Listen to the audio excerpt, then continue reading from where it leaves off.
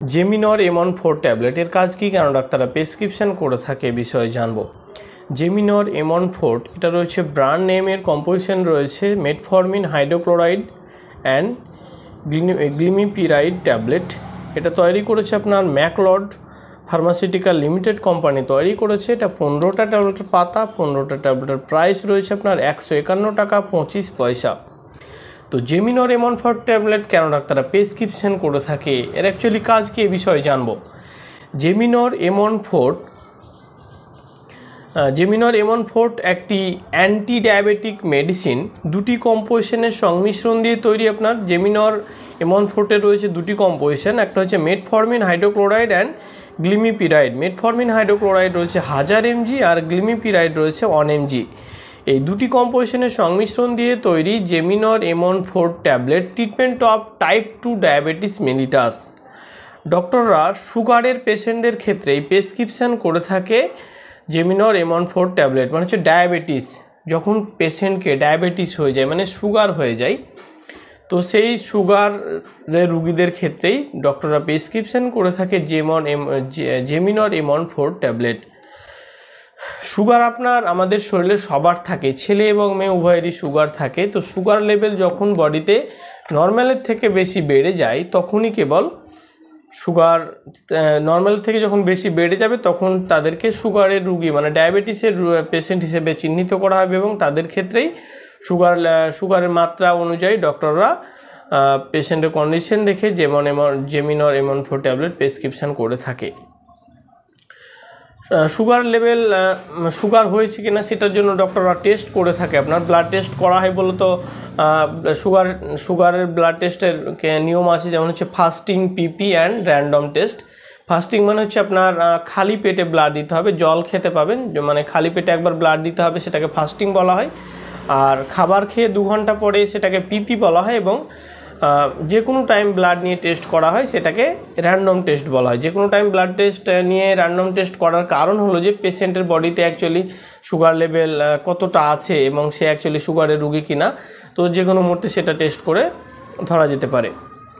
তো actually জেমিনর M14 tablet ডক্টররা সুগারের পেশেন্টদের ক্ষেত্রে প্রেসক্রিপশন করে থাকে। জেমিনর M14 ট্যাবলেট খাওয়ার পরে আমাদের রক্তে যে ব্লাড সুগার লেভেলটা বেড়ে যায় সেটাকে কন্ট্রোল করতে সাহায্য করে থাকে, মানে সে কন্ট্রোল ব্লাড সুগার লেভেল। ডক্টররা জেমিনর M14 ট্যাবলেট প্রেসক্রিপশন করে থাকে এই কারণে যে রক্তে যেন সুগার লেভেলটা কন্ট্রোলে থাকে।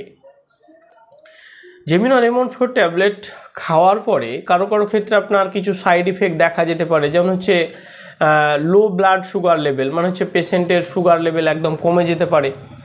এছাড়াও আপনার মাথা ব্যথা দেখা দিতে পারে, বমি বমি ভাব দেখা দিতে পারে, লুজ মোশন দেখা দিতে পারে, মুখের স্বাদ পরিবর্তন লাগতে পারে, এছাড়া আপনার স্টোমাক পেন দেখা দিতে পারে। তো যাই হোক, জেমিনর M14 ট্যাবলেট খাওয়ার পরে কোনো ধরনের সাইড ইফেক্ট যদি আপনার দীর্ঘস্থায়ী দেখা যায় তো যত তাড়াতাড়ি সম্ভব ডাক্তারের কাছে যাওয়া উচিত এবং ডাক্তারের পরামর্শ নেওয়া উচিত।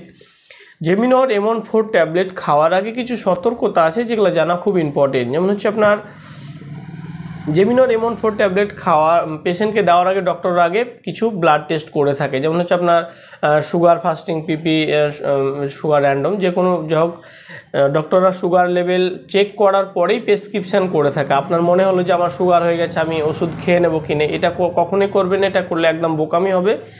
জেমিনর M14 ট্যাবলেট ডক্টররা প্রেসক্রিপশন করে থাকে কিছু ব্লাড টেস্ট করার পরেই কেবলমাত্র প্রেসক্রিপশন করে থাকে, নচেত করে না। জেমিনর M14 ট্যাবলেট এছাড়াও আপনি যদি কোনো গুরুতর রোগে ভুক্তভোগী থাকেন, যেমন আপনার liver disease, kidney disease, heart, এই সমস্ত রোগে যদি আপনি ভুক্তভোগী থাকেন, তবুও জেমিনর M14 ট্যাবলেট খাওয়ার আগে অবশ্যই ডাক্তারকে জানানো উচিত এবং ডাক্তারের পরামর্শ নেওয়া উচিত।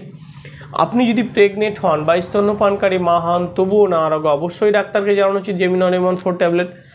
এছাড়াও জেমিনর M14 ট্যাবলেট বাচ্চাদের থেকে দূরে রাখতে হবে, কারণ এটা হাই ডোজ ডায়াবেটিস মেডিসিন।